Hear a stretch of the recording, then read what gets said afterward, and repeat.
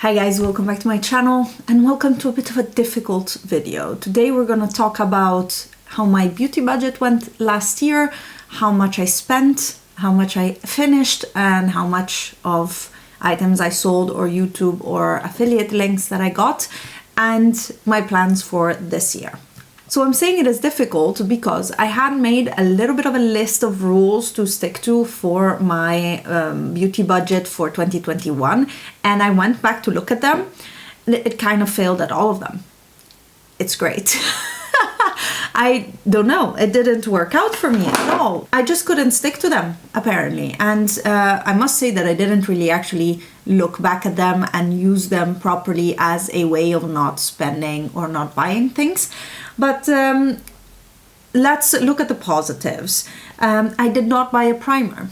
Now, I did buy the Hollywood Flawless Filter by Charlotte Tilbury, which I do not use as a primer, so I call that rule fulfilled.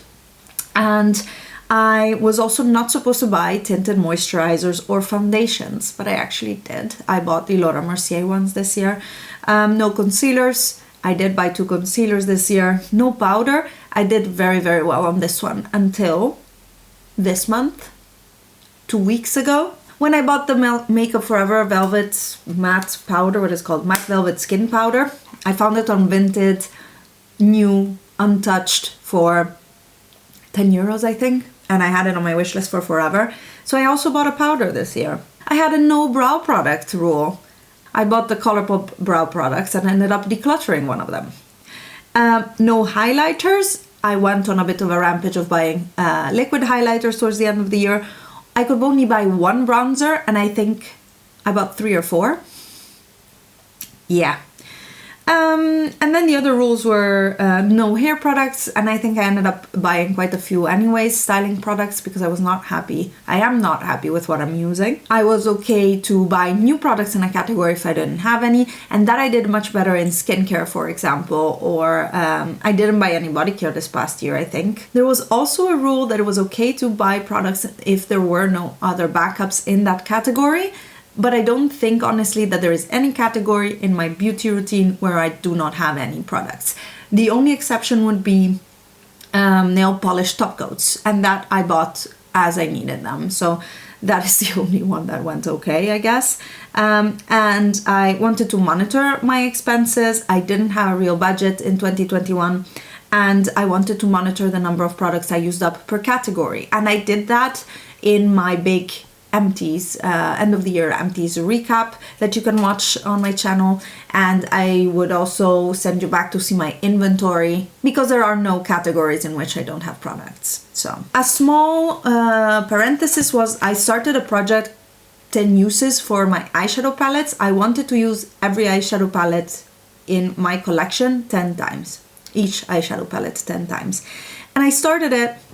And I was tracking it in this beautiful prompt that I made myself on my bullet journal, and it was really nice. And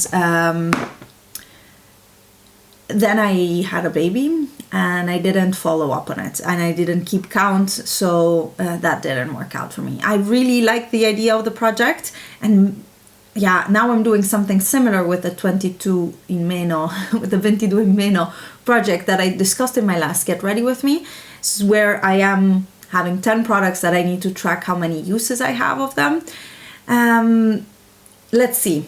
I might want to bring back in the 10 uses per eyeshadow palette in the future, but for now I'm going to see how I do with the second project plan that I have, in which I have to track 10 uses of 12 products. Now that we talked a bit about failing at the rules, let's talk about numbers. I love spreadsheets, and I have now since 2019 a spreadsheet with purchases, empties, and incomes. Let's say it's things that I sold, or affiliate link income, or YouTube income. So money that contributes, let's say, to my total pot of beauty budget, I would say. So for 2021, I purchased 2,312 euros of products. Is that a lot? Yes. but it doesn't really bother my finances, and that's what I spent this year. No judgment about it. It's a bit more than last year. I think last year I managed to keep it around 2,000 indeed. This year a little bit more. What I see is that I'd buy less but more expensive things. I want to think that way, at least. I don't know. So that was that. I also kind of tracked my savings in the sense that I wanted to see how much I would have spent if I bought these things at full price, because I always try to buy it during a sale. And I saved about 820 euros by buying things in sale, and I didn't even write down everything that I did get on sale. For empties, I again don't think this is an exhaustive list, but I finished about 880 euros of product, which is not a lot if I think that I did manage to do a reverse rouge product type of project pan in 2019, I want to say. And that was where you're aiming to finish 1,000 euros of product in a year. And this is about, it's quite less, but also pandemic, not going out. I had a baby. A lot of my time, 2 months, were just no makeup, very, very basic skincare, showering when I found time. It's all things that kick you out of your routine, and you don't finish products as much or use products as much either. So that was not a lot. What was better this year, but I don't know, the incoming money is 950 euros. So actually I sold a lot of things. I did quite okay on YouTube. I think I didn't get over 300 euros, maybe a bit over 300 euros this year in YouTube AdSense, and the rest is mainly affiliate links from, for example, Makeup Geek, or if you click any link in my description box, that will give me an affiliate payment if you purchase something from that link. It doesn't cost anything to you, but it is to recognize the creators who recommend the products and that you buy from. So that's what the retailers do towards the creators. And yeah, I think that is quite a nice number. On the one hand, it's nice. On the other hand, it means I also sold a lot of makeup that wasn't okay with me. So I should also try not to buy as much things that then I end up decluttering. So that's the thing. But in total, that means my cash out was around 1,365 euros. So not too bad. If I think of 2,300 euros and 1,300 euros, I'm much happier that 1,000 euros did not come out of my own money. But then again, this is not a matter of money for me. This is my hobby. It brings me joy. And my goal is with all of this is to do it in moderation, to purchase in moderation, because I already have a lot of things that bring me joy.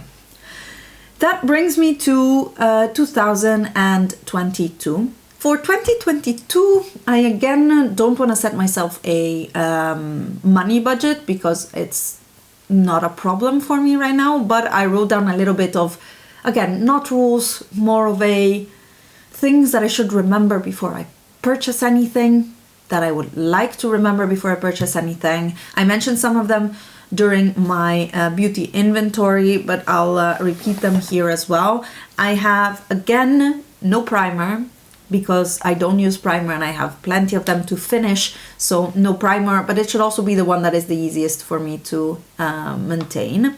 I have a finish before purchase on a few categories, so I can only purchase if I finish something in that category, and that is foundation and tinted moisturizer, so that type of items. Concealer, I have enough concealer with all of the different types that I like, so I am covered with that.